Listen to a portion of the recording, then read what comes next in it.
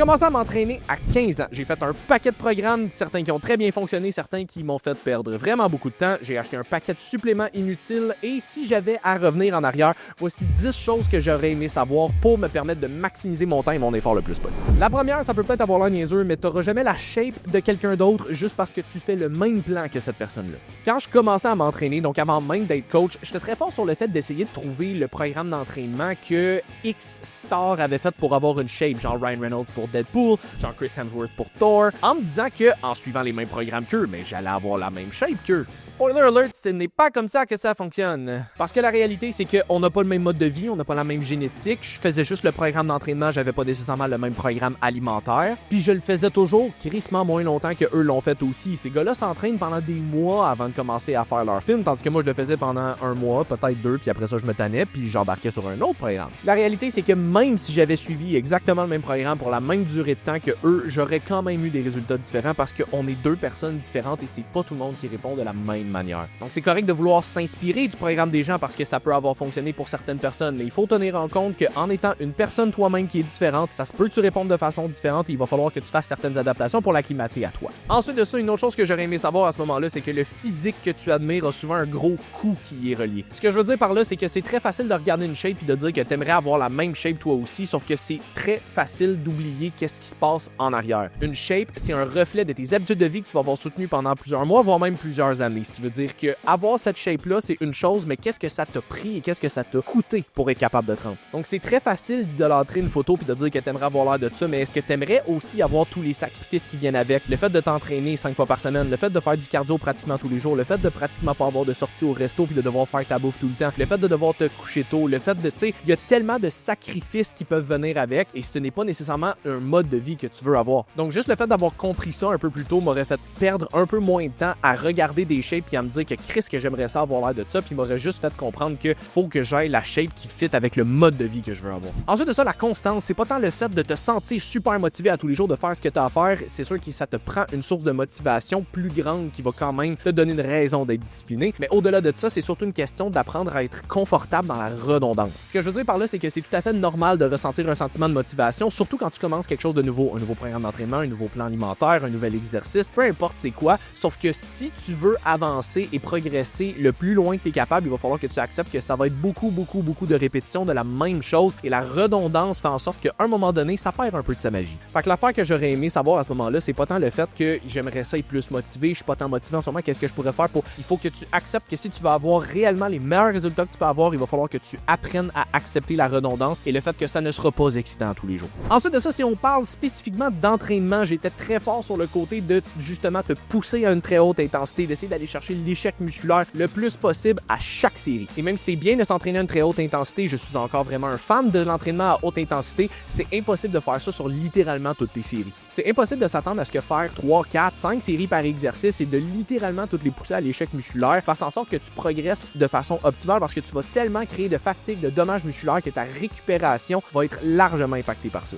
On sait aujourd'hui qu'à environ plus ou moins 6 séries par groupe musculaire à une très haute intensité, donc à l'échec ou près de, donc à 1 ou 2 répétitions, on est capable d'aller chercher des excellents résultats et ça veut dire que tu pourrais avoir 1, 2, peut-être 3 séries plus de warm-up progressif juste pour graduellement te build jusqu'à la charge que tu devrais aller chercher et avoir 1 à 2 grosses séries par exercice, passe à autre chose, merci, bonsoir. Depuis que j'ai commencé à m'entraîner comme ça, je me sens beaucoup mieux après mes entraînements parce que je finissais mes entraînements après avoir fait 20-25 séries, littéralement toute la gang là-dedans à l'échec et j'étais complètement pété. Aujourd'hui, je me sens beaucoup mieux en finissant mes entraînements puis je suis capable de continuer de fonctionner dans le reste de mes journées, mais j'ai surtout vraiment pris beaucoup plus de force parce que j'accumule tellement moins de fatigue que c'est beaucoup plus facile de récupérer. Donc oui, c'est bien de s'entraîner à une haute intensité, c'est juste qu'il faut être capable de doser pour faire en sorte que la récupération soit capable de suivre. Ensuite de ça, côté alimentation, c'est que tu peux pas mal manger ce que tu veux tant que tu es capable de le faire fitter dans ton plan. Ce que je veux dire par là, c'est qu'on a tendance à avoir l'espèce de préjugé que quand tu vas avoir certains objectifs, surtout quand on parle de perte de gras, qu'il va falloir que tu sois beaucoup plus restrictif dans ton alimentation, puis qu'il y a certains aliments qui sont pas nécessairement interdits, mais vraiment à proscrire. Puis la réalité, c'est que tu peux manger pas mal n'importe quoi tant que tu es capable de le faire fitter dans ton plan, parce que si tu calcules tes affaires, que tu traques tes calories et tes macros, tu peux faire certains changements sans problème. Est-ce que ça veut dire que tu peux te permettre de manger des aliments ultra transformés 24/7? Pas nécessairement, parce qu'à un moment donné, le poison est toujours dans la dose. Par contre, si jamais tu veux commencer à inclure un petit peu plus d'aliments transformés, comme t'as envie de mettre 2-3 Oreos dans ton creamy, t'as envie de manger une barre protéinée de temps en temps parce que c'est vraiment un dépanneur pratique pendant que t'es sur la route, route. Peu importe c'est quoi, il y a façon de le faire. C'est juste que faut que tu traques tes trucs pour faire en sorte de savoir dans quelle quantité, dans quel dosage est-ce que tu peux te le permettre. Pour faire du pont sur le dernier point, le fait de tracker ses macros et ses calories, c'est vraiment plus simple et facile qu'on le pense. Moi, ça a été long avant que je commence à tracker mes affaires puis à peser ma bouffe parce que j'avais l'espèce d'idée préconçue que ça allait être long, laborieux puis compliqué à faire. Mais la réalité, c'est que c'est vraiment simple. Ça se peut qu'il y ait une petite période d'adaptation au début, juste le temps que tu t'habitues et que tu apprennes comment le faire, mais ça se fait très bien une fois que tu es rendu habitué. Puis la réalité, c'est que quand tu prépares ta bouffe, moindrement que tu fais de la meal prep, il va falloir que tu la mettes dans un plat. Fait que tu la mettes dans un plat qui est sur le comptoir ou que tu la mettes dans un plat qui est sur une balance, tu vas la mettre dans le même plat. C'est juste que comme ça, ben au moins, tu sais exactement quelle quantité que tu as et qu'est-ce que tu as comme portion. Et juste le fait d'avoir appris à faire ça a fait en sorte que j'ai pu ajouter tellement de flexibilité à mon alimentation après parce que je savais exactement où est-ce que je m'enlignais, donc c'était beaucoup plus facile de faire des ajustements de façon précise.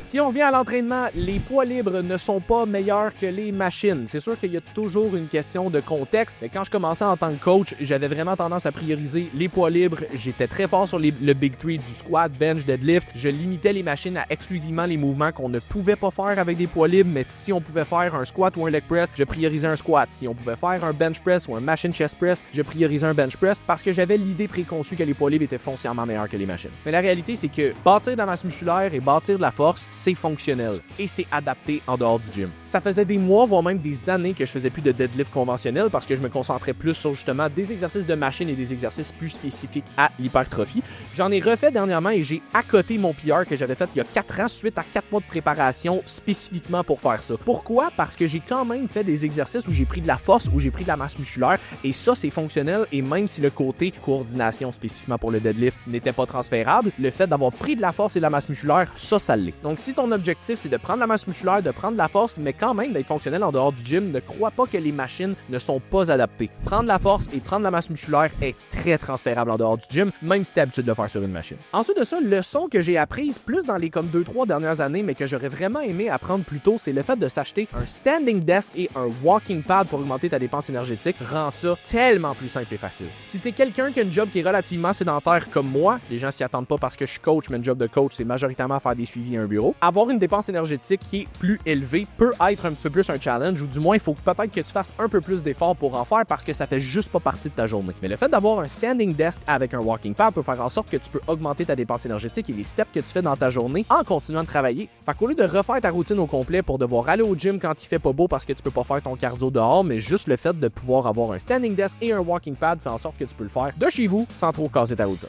Ensuite de ça, très peu de suppléments font réellement une différence. J'ai probablement essayé tous les suppléments possibles et imaginables sur le marché dans les 10 dernières années et que très peu ont réellement fait une différence pour moi. La protéine en est un, puis pas parce que les suppléments de protéines sont foncièrement magiques, mais plus parce que je trouve ça très pratique, puis je trouve ça très bon, puis je trouve ça très versatile. Tu peux en faire d'un paquet de manières différentes. Tu peux prendre un shake, tu peux le mettre dans ton gruau pour te faire des overnight oats, tu peux en mettre dans ton yogourt grec pour le prendre nature et qu'il y ait moins de sucre dedans. Moi, je me fais des creamy depuis longtemps maintenant, donc ça peut être une façon facile d'aller chercher une collation plus sucrée, style crème glacée. Donc absolument pas nécessaire, mais que je trouve quand même très pratique. Au-delà de ça, j'ai l'espèce de Big Three de suppléments santé que j'ai tendance à recommander pour une population moyenne, mais encore une fois, il y a toujours du contexte. La vitamine D, surtout au Québec, je pense que c'est quelque chose qui est très bénéfique, mais encore une fois, on approche l'été, ça va être le beau temps, on va passer plus de temps au soleil, c'est peut-être un peu moins pertinent. Le magnésium, c'en est un qui a tendance à être relativement carencé chez beaucoup de gens, mais encore une fois, c'est toujours du contexte. Et l'oméga 3, à moins de consommer beaucoup de poissons gras, c'est aussi quelque chose qui a tendance à être relativement carencé, mais encore une fois, est-ce que c'est applicable à toi? Pas nécessairement. Au-delà de ça, c'est vraiment du cas par cas. Des suppléments qui vont réellement faire une si grosse différence, il y en a peu. Il y a certains suppléments dans certains contextes plus précis qui peuvent être super pertinents et j'ai encore tendance à en recommander à des clients, mais je le dis toujours que c'est dans un cas précis et c'est pour une durée de temps précise. Fait que si tu penses que le fait d'acheter des suppléments va être un raccourci pour te donner des résultats plus rapidement, détrompe-toi, c'est pas comme ça que ça fonctionne et tu ne pourras surtout pas éviter de faire le travail qu'il faut que tu fasses juste parce que tu as payé un supplément. Et finalement, le dernier point, c'est qu'un coach ne fera jamais le travail à ta place. Peu importe à quel point tu vas chercher un coach qui est compétent, un coach qui est en shape, un coach qui est compréhensif, si tu ne fais pas le plan, tu n'auras pas les mêmes résultats. Moi, les 2 premiers coachs que j'ai eu des bons résultats avec eux, mais la réalité, c'est que j'aurais pu avoir des probablement vraiment meilleurs résultats si je m'étais vraiment plus appliqué à suivre le plan. Je suis quelqu'un qui est de nature très paresseuse, fait que faire les programmes d'entraînement pour moi, c'était pas difficile, mais faire le côté alimentation, c'était quand ça me tentait. Et ça va être comme ça pour n'importe qui. T'auras beau avoir le meilleur coach au monde, t'auras beau avoir le meilleur plan au monde, tant que tu ne le suis pas à son plein potentiel, tu n'auras pas le plein potentiel de résultats. Donc, si tu t'es rendu jusqu'ici, applique ces 10 conseils-là pour te permettre de maximiser ton temps le plus possible et d'avoir le plus de résultat en le moins de temps et d'efforts possible.